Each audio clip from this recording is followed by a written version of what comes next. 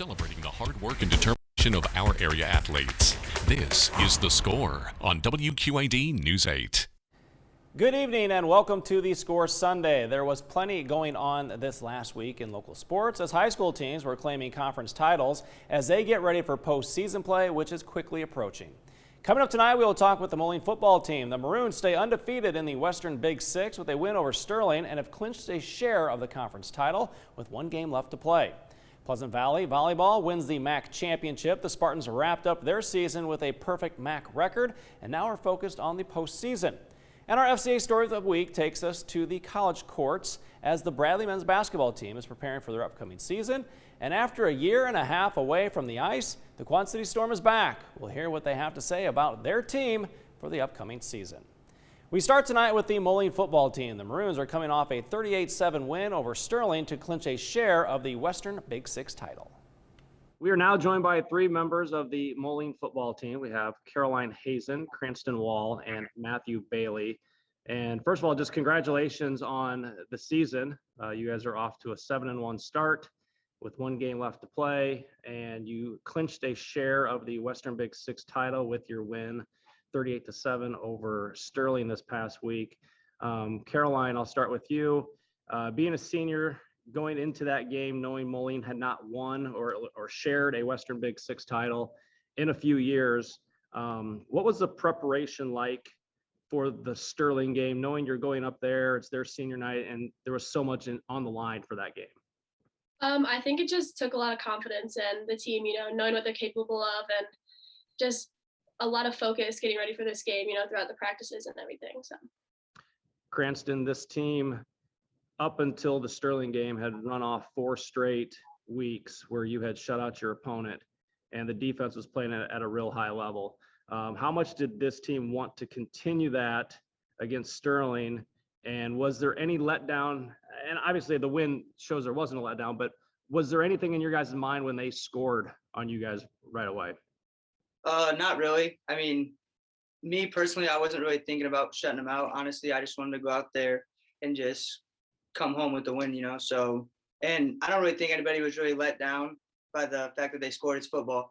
Everybody's going to score. We knew it was going to happen at some point. So it was just whatever. Let's just go get the ball back and let's go score again too. So, yeah, like I said, it wasn't really wasn't anything serious. Matthew, what was the expectations for you going into this game? What were your emotions? I mean, was it a game where you're like, yeah, you guys got really hyped up for it? Yeah, I think practice was definitely the most important this week because we knew that they were going to be a good team. So we had to step up our intensity in practice and really take over the little things just to be great during the game. Caroline, how much fun was the atmosphere? Did you get to enjoy it at all? I mean, especially after you win and you kind of clinch that share for the conference title. What was that atmosphere like for you guys? It was so fun, especially having, our big group of super fans there, just knowing like the whole community was, supporting us through this and getting the win for everybody. It was just really fun and a super fun night. So, Cranston, you guys are now ranked 10th going into this past week. Does that mean anything to you guys? I know the one loss was against Lyle Bennett in week 2, a pretty close game for you guys. But to be back ranked in Class 7A at number 10, does that mean something, or is it just a number at this point? I mean, obviously it's pretty cool to be ranked 10th out of I think 63 teams. That's obviously really cool, but I mean, not really. I think it's just a number, to be honest. We're still gonna go out. When playoffs come around, we're going to go out and still do what we do, play Moline football. Matthew, talk offensively. Obviously, I mentioned the defense the first time around, but offensively, you guys are good. In the last 5 games, 225 points scored, only 7 given up. Why has this team offensively been able to be so successful? I think last year helped a lot. We were able to learn a lot from last year's losses as well as wins, seeing what we do right and learning how to refine it. So coming into this year, we're a lot more experienced through our line as well as running backs. And so we're just able to dominate. Well, this coming week, obviously, is Geneseo. It's senior night, and all 3 of you are seniors. So I'll let you all answer. Caroline, I'll start with you. a bittersweet game this week. What's the feelings? What's the emotions knowing that?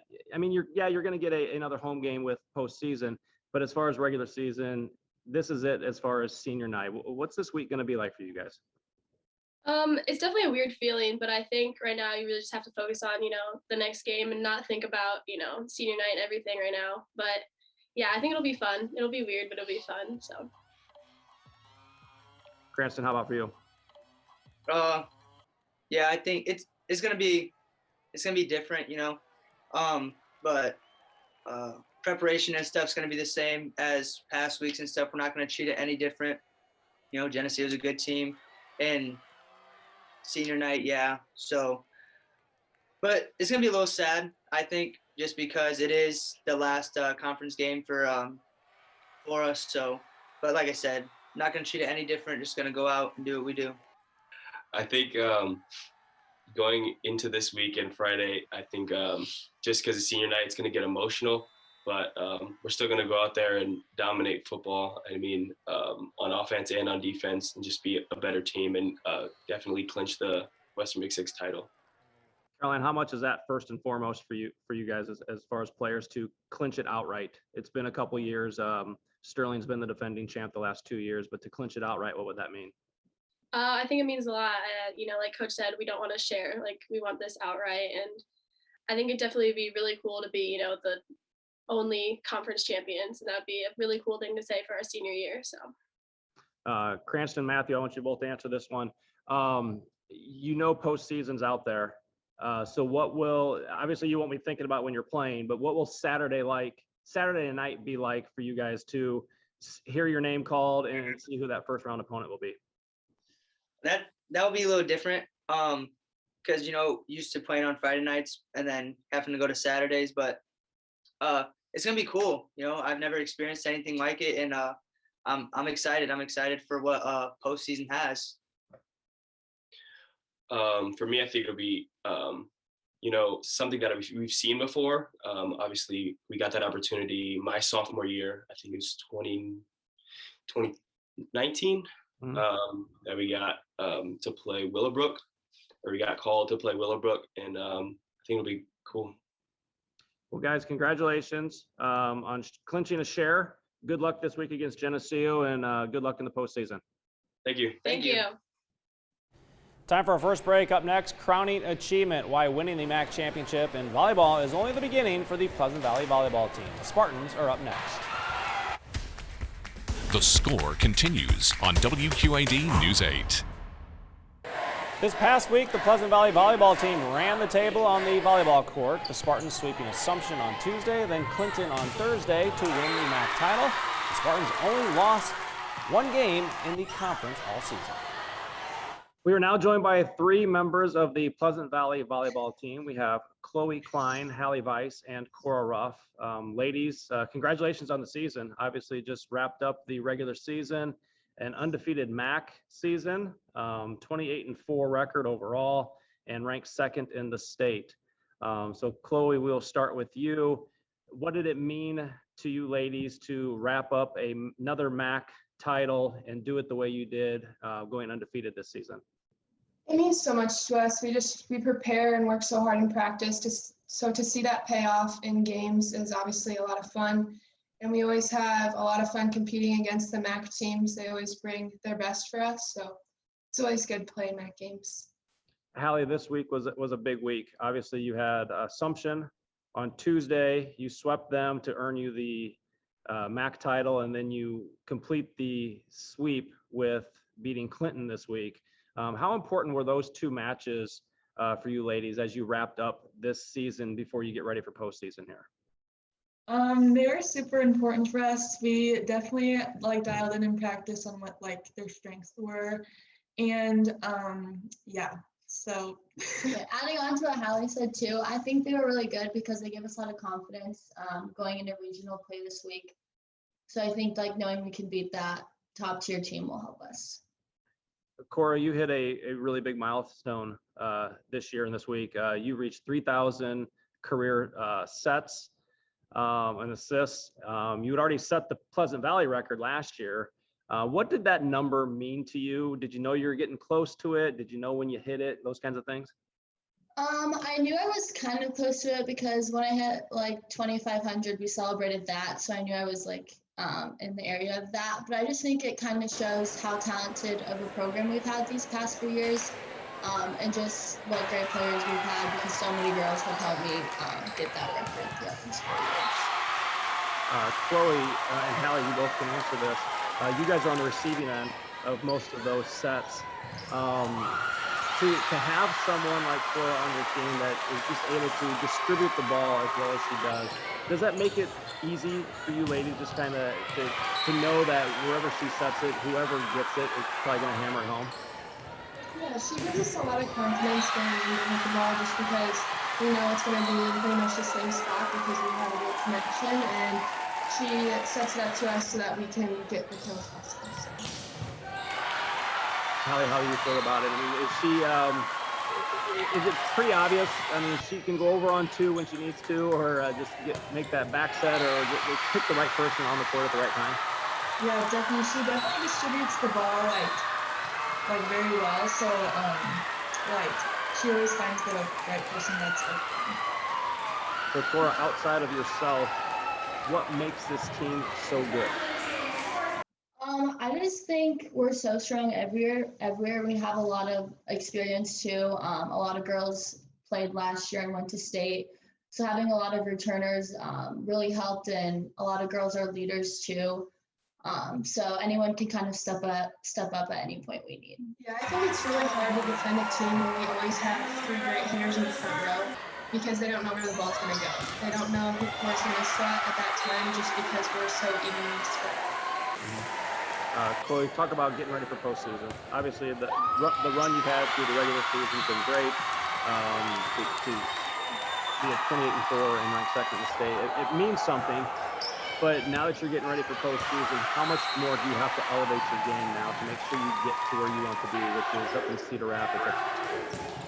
Yeah, we can't take anything for granted, so we really need to focus in practice and preparing for those games because just because we're ranked number 2 doesn't mean we're gonna stop working hard in practice. We really are trying to prepare as best possible to make sure we earn each one of those games.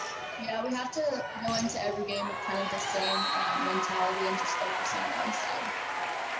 Hallie, does experience play into the postseason for you ladies? You've all been there. A lot of you, Cora's a 4-year starter. You two are 3-year starters. I mean, just does the experience play in and having the mindset of, yeah, we've been there, and you kind of know what to expect once you get the postseason? Yeah, I think like the environment and the atmosphere, and then like playing against those like top ranked teams last year definitely is going to help this year, make it a little bit easier. Yeah, I think it'll help us be a lot more calm in those games just because we've seen that atmosphere before. We know how it feels. So it can't all be business. Obviously, when you're on the court, you guys are pretty serious and obviously do well on the court. But what are the things that kind of get you pumped up that either before the game that you have fun, or just the things that you do that you're going to remember those things maybe more than the scores of games and stuff like that? What's something that you ladies do? We always turn on music and dance in the locker room before our games to get us pumped up. We usually all have a dancing partner too that we like perform with. So yeah. And what kind of music? What are you listening to? All sorts of stuff. We like to always dance to Let's Groove before games. And just a lot of people added their favorite songs to our playlist, and everybody gets something that they like. Chloe's our DJ, so very good. Chloe, we're going to call you DJ Chloe from now on every time you do it now, all right? So, ladies, congratulations on the regular season, the MAC championship, and good luck in the postseason. Thank you. It's halftime. Up next, a brave new world, how the Bradley basketball team is preparing for the upcoming season. It's next in our FCA Story of the Week on The Score Sunday. It's a full court press as the college basketball season nears its long-awaited tip-off. As Dan Pearson reports in our FCA Story of the Week, the Bradley Braves are eager to return to the top of the Missouri Valley Conference with a mix of solid veterans and plenty of newcomers. not to mention a head coach who is a master at bringing it all together. The life of Brian is steady and steadfast in its core values. Seventh-year Bradley basketball coach Brian Wardle is intentional, disciplined, committed to his craft, whether hoisting conference championship trophies in 2019 and 2020 or enduring the hurdles of last season. COVID, injuries, a shutdown of games, struggles to finish the season. That's how I was raised. My parents were real every day. You knew we had a love tough household, and they were the same people every day. And I think when you grow up seeing that and you're around it, you try to emulate that throughout your life. And they wouldn't let me have a day where I would, not be true to who I am. And being real was very important. Being loyal was very important. And so I think my players know that about me. Every day they're going to get the same guy. I know what I'm getting from him. I know how he coaches. I know what he likes and doesn't like and things like that.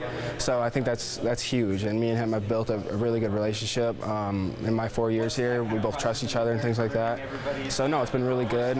Really good role model for the guys on and off the floor. Lots of new players have been adopted into the Bradley basketball family. Some freshmen and some from the now famous transfer portal. And all that could transfer into lots of playing time for these new players. I try to be very clear on what gets you on the floor for our program. You're going to defense and rebounding. You're going to get subbed out way more for defense than offense. And you got to be consistent every day. And so it's not just production that you have on the court. It's the trust that you build on and off the court. And I explain that to our guys. It's trust plus production equals playing time. Mikey Howell is one of 3 players transferring in from the portal. The grad student leaves UC San Diego as the school's all-time assist leader. At age 24, he knows the game, embraces his role. Success is setting up his teammates. I just kind of read the floor a little bit different, and I love to set up my team. I would rather them score more versus me, but also, I could open the shots, and yeah, I've always been a true pass-first point guard, and it's just something I've always been first nature to me.